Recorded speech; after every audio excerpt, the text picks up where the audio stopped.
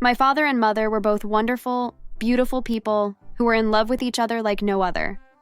They met young, married young, and had me in their early 20s, but they took care of me as best as they could, at least until I was 5 years old when my mother was taken from us by a drunk driver. My father and I were inconsolable for years after. When I was 7, my father met another woman named Diana, who initially seemed quite nice and normal. Diana, this is my daughter, Cassie. Oh, how cute. Hi, Cassie. I am Diana. How are you doing today? Fine, I guess. She's a little shy. Although this was true, I was also very apprehensive. I had no issue with my father dating. It took him long enough, and it was good to see him smile every once in a while. But being a single father who was also a widow wasn't as easy as it sounds for most women. And of course, my father always felt guilty too. He would reassure me that he still loved my mother very much and would never stop loving her. Being a child of trauma helped me realize and be mature enough to understand that, of course, things don't always stay the same. I always wanted kids of my own. Oh, I think you'd be a great mother. I think we're ready. We should try. Everything seemed to be going as well as it could be for the next year. They got married, and then out of the blue, Diana removed my late mom's pictures in the living room, and my dad said nothing. One day, I was asked to come into the living room. Cassie, honey, we have some wonderful news. I am pregnant. I was happy and a little jealous, but overall, I was trying to be mature and supportive. The next few months flew by so quickly it felt like a fevered dream, and by the end of it, my little baby sister was born. I should have realized something was wrong when I was first introduced to little Mandy when they came home from the hospital. Look, honey, it's your baby sister. It's your half-sister, Mandy. Wait, why not just call them sisters? I think it's just honest parenting to make sure they know one is from me and the other from your ex-wife. We talked about this. She died. We never broke up. Diana would roll her eyes when Scott would correct her about my bio mom. As soon as Mandy was brought into our life, the attention I got from my dad disappeared, and I was greeted with open hostility from my stepmother. Scott, can you tell your daughter to leave, please? She's upsetting Mandy. She's just doing her homework. Cassie, please leave. Just go to your room.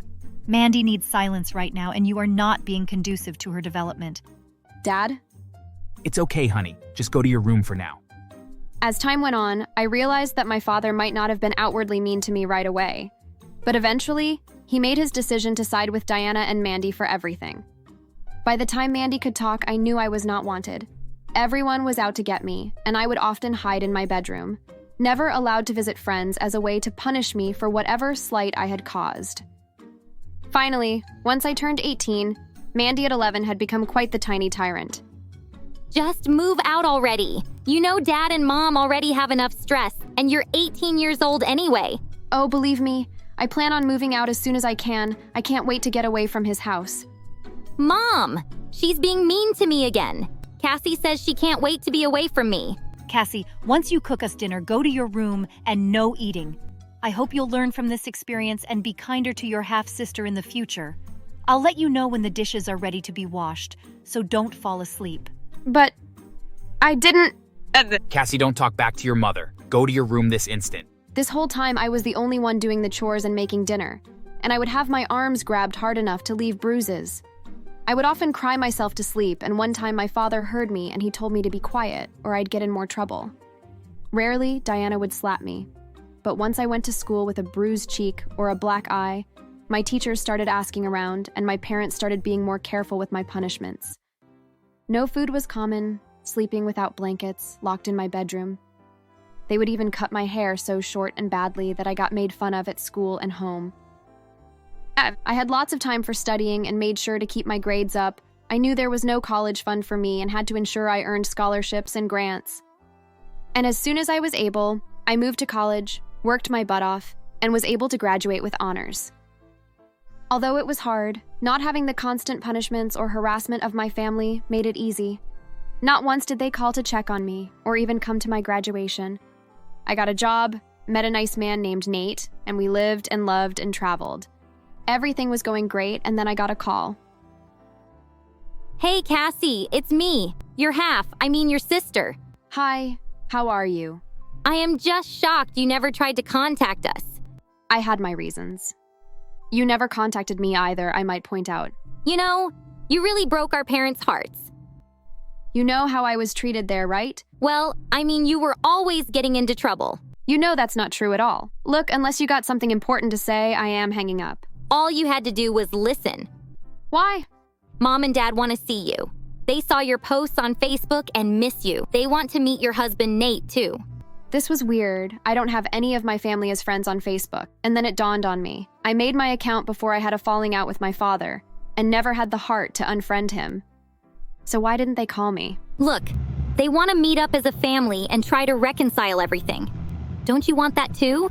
I wanted that years ago. It's far too late now. Goodbye, Mandy. I hung up just as she started screaming something.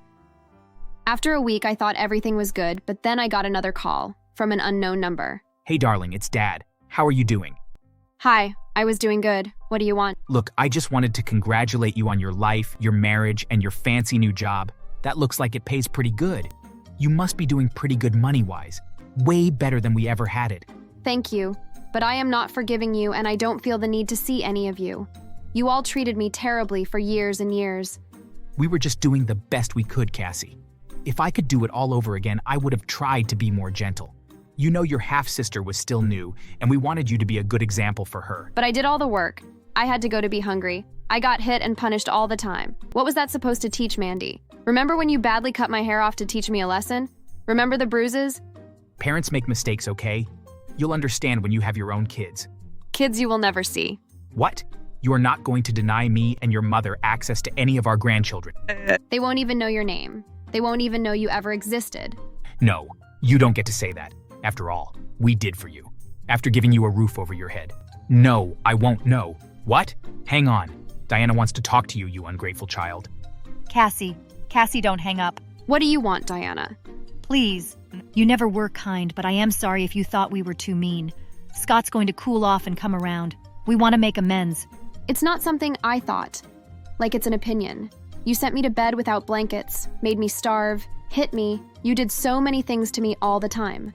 Look, you weren't the easiest. I am hanging up. Don't call me again. We need money.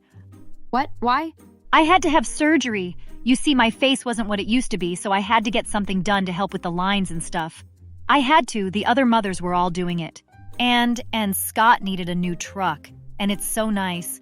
And we wanted to surprise you with how nice it is when you came to visit. We could go camping or just drive around, but we needed it. See, our old car was already in its 5th year, way too old. It was practically a death trap. And now we've fallen behind on the house payments and they want to foreclose on us. On us? We lived there for so many years already. And besides, you owe us. We did feed you most of the time and we didn't make you sleep outside. You just didn't get any blankets. See, we did it to make you stronger and you are. You got a good paying job and without us, you wouldn't have been so successful. We aren't asking for a lot, and you do kind of owe us, and you're our daughter. You mean stepdaughter. Get my half-sister to bail you out. I don't have a family. I hung up, blocked their numbers, and never answered them again. Over the next few years, I learned from my father's Facebook account that they had to declare bankruptcy. Mandy ended up spoiled and slept around with men and had an incurable STD. She was also in and out of prison a few times due to drug-related charges. I also learned their nice truck was repossessed, and they lost the house. The last post I saw was my father complaining about how their tiny studio apartment wasn't big enough and that he and his wife were on the verge of divorce. To make matters worse for them, as my own revenge, I bought a rundown car under my dad's name, went and parked it at the airport. I know for sure he will receive a ton of parking lots tickets. I felt satisfied and unfriended him. I haven't checked on any of them for years, and I couldn't be happier. Nate and I do have children, and they don't know my family and never will. And we all love each other. We all look out for each other, and we always will. Thanks for watching. Make sure to subscribe.